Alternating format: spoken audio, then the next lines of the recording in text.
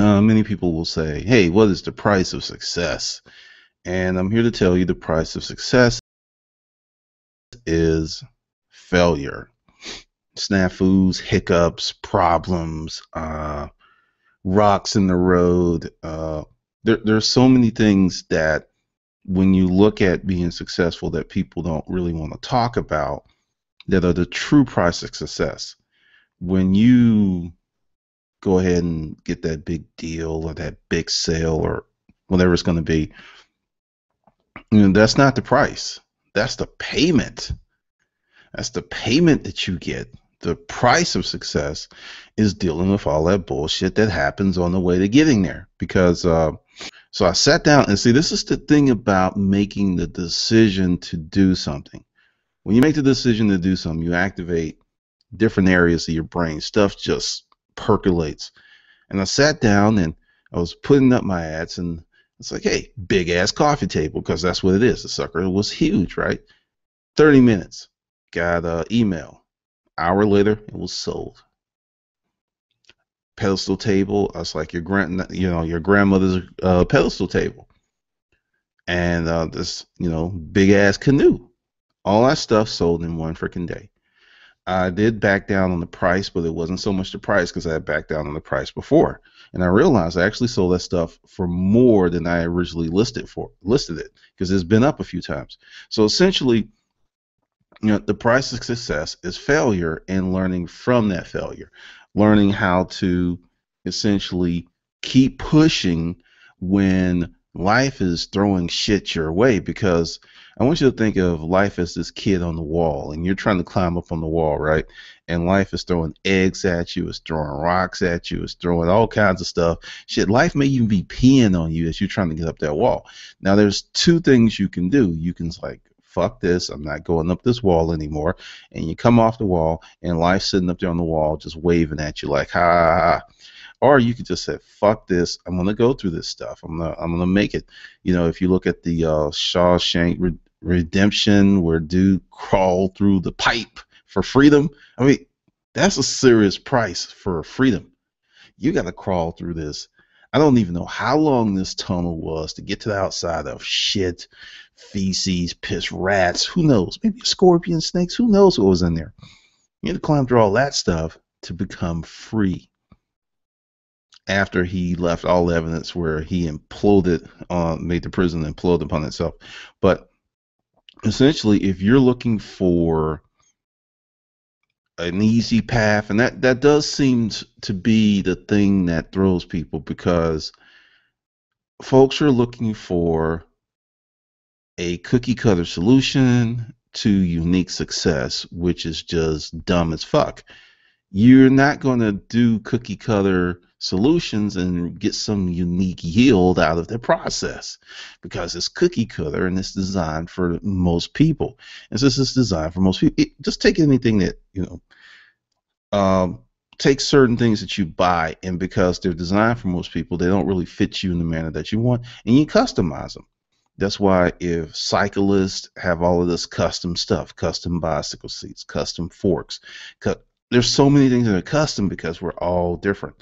But if you're looking for the same path, even with my business, when I write a book, I write the books as broad as possible, because if I wrote the book for high intellect people, then all the middle to lower intellect people are like, what the fuck? And if I wrote the book for the lower intellect people, then the middle and high intellect people are like, what the fuck? So I just write it for the middle.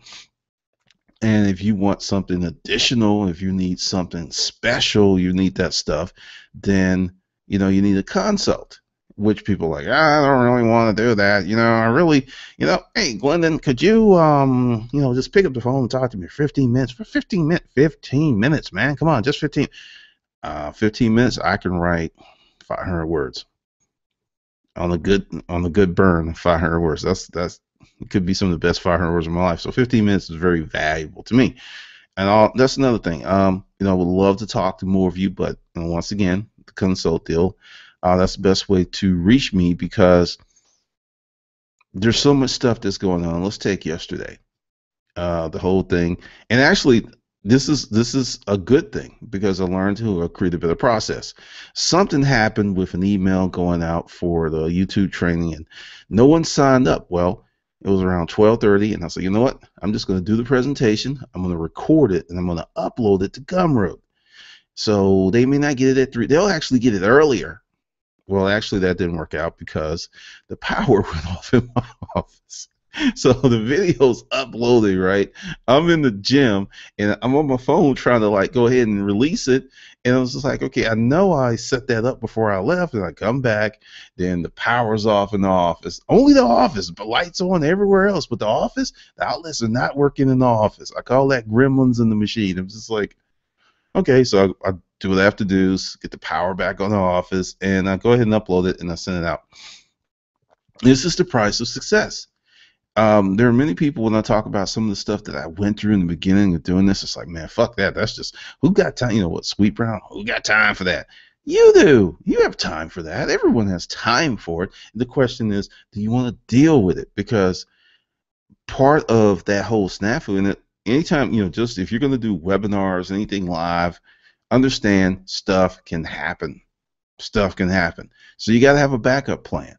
And my backup plan is something happens. I've got, I don't even use the go-to webinar recording software because, most of the time it works. But if you're doing something really good and it's a burner of a webinar and it screws up, you're pissed because it's like you can't recapture that moment.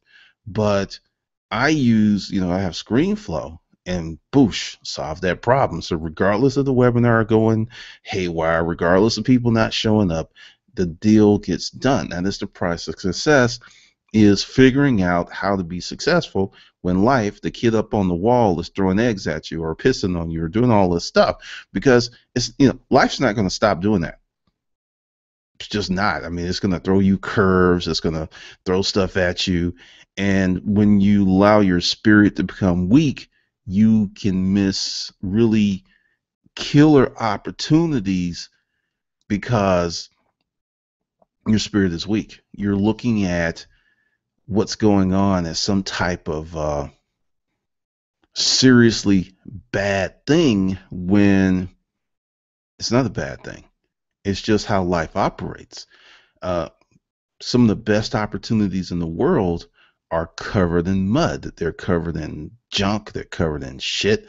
But because you were expecting the road to be easy and you don't want to pay the price of success, then for some reason you start saying things like, it wasn't meant to be. Well, God didn't want me to have that. And all this other weak-minded bullshit. Because essentially, one of the things, and I tested this, if you understand the powers of universal law, you understand the power of making a choice, you could be a downright evil ass person and being extremely successful on a relationship level, on a financial level, on a world level. And you can be an extremely humble and sweet and kind person and be homeless, broke, and the world doesn't give a fuck who you are. And many people think those two go along. Like, if you're a good person, the world's going to care about you. No, it's not. If you're a bad person, the world's going to hate you. No, not necessarily. We are confronted with evidence of what I just said every day, but people refuse. No, Glendon, it's not like that. It's not like that. Yeah, yes, it is like that. And that's one of the prices of success, is getting over yourself and dealing with the world the way that it is versus the way that you want it to be. Many people get caught up in this thing of, oh God, it's just not fair. And I will agree with you. Fairness has nothing to do with it. If you're stuck on fair, you are in a world of trouble. You have a lot of problems, and life is going to be very unkind to you for a very, very long period of time, because essentially fairness is for suckers. If you're just like, we're going to make this fair, just take what's going on with minimum wage. And you hear this all of the time from people who don't own businesses. Well, a company should pay a living wage. Let me break down how you're paid. unless there's some social engineering in broadcast, you're paid based on how easy it is to replace you. If it takes a lot to replace you, i.e., surgeon, you make a lot. If it doesn't take much to replace you, general labor, someone that moves rocks from point A to point B, your minimum wage. And what you should pull from that is you should make yourself very hard to replace. The more difficult it is to replace you, the more money you're going to make. And the quickest path to getting to robust income is to start your own business. And when I say quick, we're talking about years. For some people, and there's going to be some people, they'll do it in months, they'll do it in weeks, but for most of us, it's going to take a few years. But if you work on your business for 5 years, and in the fifth year mark, you start throwing off personal income of $250, $300, $400, $500, $600,000. And before you started that business, the most you've ever made was like maybe 35 to 45. Those 5 years, you get more in year 5. And understand, you're getting paid from year 1 to year 5, but you get more in year 5 than you made in 10, yeah, maybe 5 or 10 years of what you were previously making. You get that in 1 year. And let's talk about that some more. Say your business doesn't last forever and ever. That's very real possibility. But since you are at a high income level, if you pull that off for 5 years, you're out the game. You can't get out the game with a job like that. You can get out the game with a business. I know many people who are out the game. I know a guy recently who sold his business. He didn't make to me, make killer money. To you, it may not be killer money because it's not lottery style, but he sold his business for $2.8 million. That's what he sold it for. Excuse me. So after taxes and all this other stuff, I understand he did a few things with his business money. His house paid off. No car notes, paid off. All this stuff, he actually put, he has young kids. He actually put $250,000 in an account for both of them for life. He didn't call it a college fund. It's a life fund. Done. House, college, boom, boom. And more than likely $2.2 million after taxes on the sale. He's out the game. He's out the game. He's going to do some other game. He's just not going to sit at home and do anything because he's a relatively young guy. But he's playing a different game. When you're playing a rat race game, that is a depressing game to play because, one, even if you know the rules, you still don't control the board until you get to a certain level in that game. And if you're on that pedestrian, worker rat, you have no options.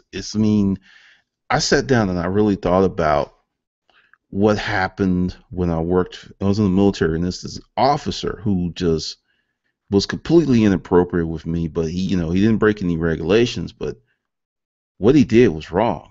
And I had to just suck it up because of positional leadership. He was an asshole. He was doing things wrong, but because of the virtue of his position of leadership, I had to deal with it.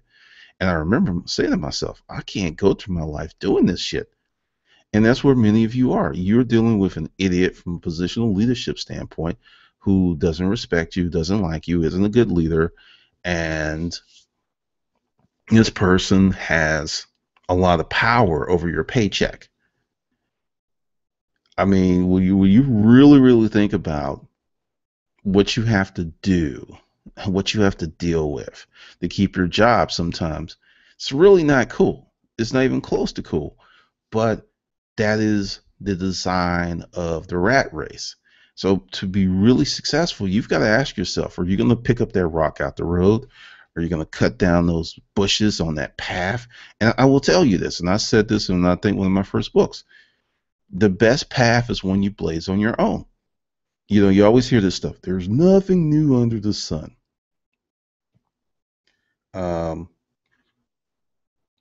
This thing didn't exist 20 years ago. So that was new under the sun. MacBook Pros didn't exist, a decade ago. There are things that are new under the sun. So don't tell yourself, oh, I can't do anything new under the sun. Don't get caught up in that, because I think part of it is that people want to do something so radical, so ooh, wait, that is so different that they forget that, you can do something a little new under the sun, or you can put a new wrinkle on the elephant and become really successful. People are looking for leaps of success. Here it is. Your name's Joe. You're in your grandmother's basement. You're not really doing anything. And before you lift a figure or to do anything, you know that you just got to be a guarantee that I'm getting out of this basement. I'm going to go ahead and have this house. I'm going to have this blonde, or I'm going to have this brunette, or whatever the hell you like, whatever turns you on. I'm going to have all this stuff in 90 days. Otherwise, I'm not going to spend that $39.99. No, no, no, no, no. That's just for my $39.99. I've got to get life changing, life altering information because, and that's something I thought about. There are many people that want information that will change their lives for little or nothing. And I really thought about it, and I've touched on this point before. It isn't the money. It's never the money. It's the commitment. That's one of the things. It's the commitment, because I'm of a different mindset. If I read a book or I take a course, and I took a course, it was like $1,500, and I came out of that course with about 6 different things that I'm still using today that have made me way more than $1,500. But have I made like $1 million from this stuff? No, I have not. But what I paid and what I'm yielding, because my perspective is reasonable, I'm very happy, and I would do it again because it was well worth the time. It was well worth the money, because I've gotten my money back several times over. But many people, many of you are like, if I can't get 100 return or 1,000 return or 1,000,000 return, I'm not spending the money. Really, that's just a way of your scared little bitchness to keep you where you are, because you're thinking, well, if I don't get maximum value, well, there's really no point in spending any money for this product or that product or one. No, it's got to be. No, really what it is you ain't shit, and you will not perform. You will not pay the price of success. Therefore, you don't spend the money, and you put it under the guise of, and that stuff's too expensive. And I'm going to tell you why I know this to be the case, because a few years ago when I was doing Kindle, and I just returned to Kindle, I put out several of my books that I knew to be effective for free. And people got downloads, and more people was like, hey, can I get any more free books? And that was the whole thing, can I get for free? And I just sat back and I waited. And I waited and I waited for the emails to come from the people who took this free information that was actionable and did something with it. And I waited and I waited and I waited. I got a handful. Then I looked at the number of emails I get for people who pay for the information. And hands down, the people who pay for the information, I get way more emails from those folks, because when they put down that price for success, they also put down a commitment. When you get something for free, you don't have to make a commitment, and you've not lost anything, not even your time. Because a lot of people, when people get stuff for free, they don't read it, they don't use it, so they didn't lose any money, they didn't lose their time, they didn't pay any price for success. They paid no price. And then they were like, it's just not working out. I don't know. I do all of this stuff, and it's just not working out. It's just, I don't know. I can't figure it out. I got the book. I read 2 pages. Maybe his Kung Fu is better than mine. No, fuck that. His Kung Fu is not better than mine. And that kind of stupid human trick, because essentially you have to pay some type of price to be successful. There's no way around it. There's none. And, many people are just not really feeling that whole price thing. There's like, oh, I'm going to do this, I'm going to do that. Now let's talk about the YouTube stuff that's coming up, because I really stumbled into my process. I really stumbled into it. And as I was putting together the course and the materials, I just realized that I did a great deal of experimentation. To this day, I still do experimentation. I put up videos and y'all go, we don't like those. And I put videos and it's like, yay, we like this. We want more of these and stuff like that. But you cannot get so comfortable that you're afraid to fail. I mean, I've changed up this channel several times, and if need be, I'll do it again and again and again, because I'm looking at the price of success. The price of success tomorrow may mean pissing off, 10% of you today, where you leave and never ever watch another Glendon Cameron video. Whereas a year from now, I'll gain a 40, 50% return on subscribers, money, and whatnot because I made that change. I saw that with the Hustlers Mindset Project. Actually, made more money a year later because I started it. And I saw that with some other training I did because that's one of the things you have to, I'll break that. One of the reasons you have to get started doing something is so you get data. When you're just sitting there hypothesizing that, oh, this should work, oh, this is going to be good, you're not getting data. You don't get the juicy stuff that you can make better decisions. Because let's take something that I routinely do. And everyone that is a big YouTuber will tell you, keep your videos short. I've never done that. From day one, I've gone totally against that grain. Other day, well, a few weeks ago, I had a call from YouTube and was talking to one of the reps. She was very nice, helpful. YouTube likes longer videos. Now, and this, one of the published things is 9 to 12 minutes. For years, people have put out shorter videos, just, shorter videos. But YouTube likes longer videos. You want to know why? Because YouTube is evolving. YouTube wants to position itself. You're going to have, at some point, some pay-per-view type action like Netflix or other stuff on YouTube. It's just, be with a few content creators. More than likely, it's going to be more professional stuff. And that's the reason they've made this huge investment in Maker Studio and all the stuff, because they realize that there are people, and it could be someone like you who's willing to pay the price of success, that can make these web shows that are going to make millions of dollars. They position themselves for that. So if you are a content creator and you've conditioned yourself to make 2, 3, 4, 5, 6 minute videos, you're not going to be part of that larger process because your content's not long enough. It's really funny, and this is one of the things about paying the price of success and charting your own way.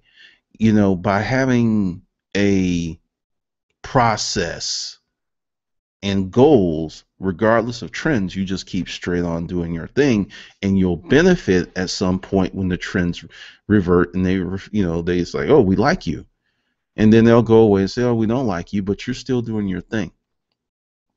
And that's one of the things, because many people are looking at people here on YouTube who have no idea how they were successful. I talk about that in the training. I was like, I figured it out when I first came on, and that's one of the reasons I started doing things differently, because they didn't know how they were successful. They couldn't even I did X, Y. No, I had to figure it out, and it took me months of research. And I just put this YouTuber here, this YouTuber, and it's like, oh, and then certain trends emerged, and it was like, that's it. It was it. And I was like, oh, okay, and I'm not doing that, and that no longer works. But this is something you should know about YouTube. The ecosystem, once you get to a certain level, it pushes you up, and it recommends you. Your content can be crappy. It can be horrid. But since you're so far up the food chain and you have so many people in your tribe that like you, you just stay at that level. And it's very hard for someone new to get to that level because of that. So just some things you should know. Now, another thing about paying the price of success is changing your lifestyle to set yourself up to reach your dream. This is huge. Huge, huge, huge. I've told many people this several times. It's like, okay, if you want to chase that dream, you want to build that business, you may need to sell your car. You may need to sell your house and move to a smaller place. You may need to get out of your apartment and move in with your parents and say, look, folks, this is what I'm doing. I've got this business. What I want to do is use the money I was paying for rent, most of it. I'll kick you $250 something. Don't go there and be a bum. But those are the prices of success that a lot of people just, it's like, I'm going to start this business. I'm going to keep this apartment. I'm going to keep the Bentley and the giraffe and Boo Boo the monkey because I like him. I'm going to keep all that stuff, and I am going to continue to chase this dream. And the thing is, you can't live the dream and chase the dream at the same time. That's an issue, because when you do that, you create a situation where you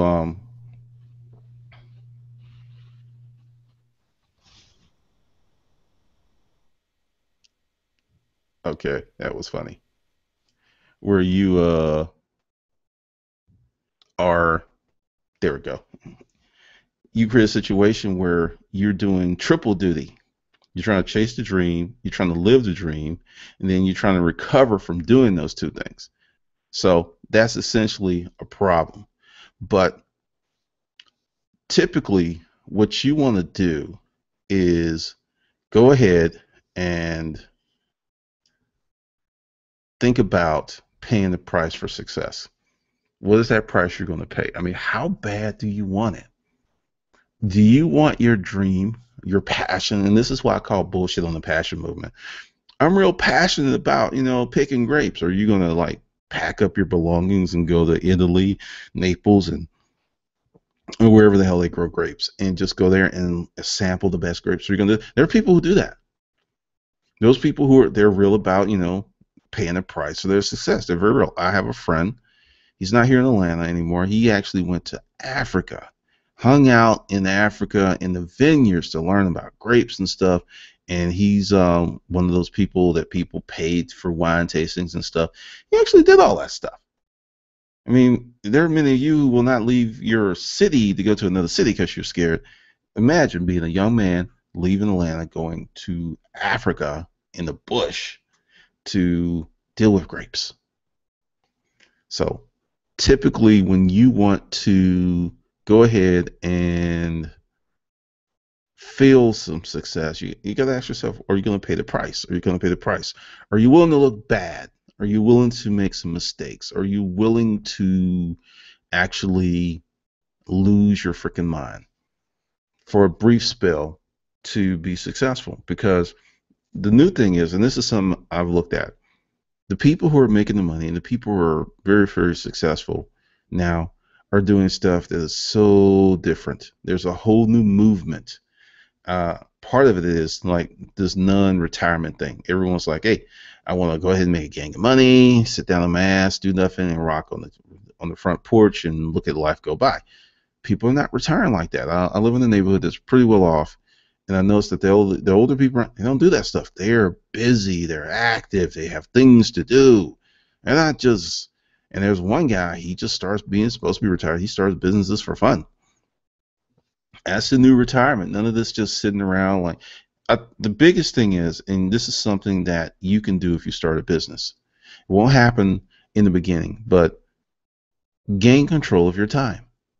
Once you gain control of your time, you're 50%, 60%, maybe 70% retired. Once you start gaining control of your time, start doing what you want to do when you want to do. At that point, you start to, oh, this is what retirement feels like. Oh, this is okay. I like this. I like this. It's just some things for you to think about. So ask yourself, are you willing to pay the price of success? Are you willing to deal with the bullshit? The little kid up on the wall who's pissing on your head, who's taunting you, who's making fun of you, who's just being really, really nasty. Because that's life.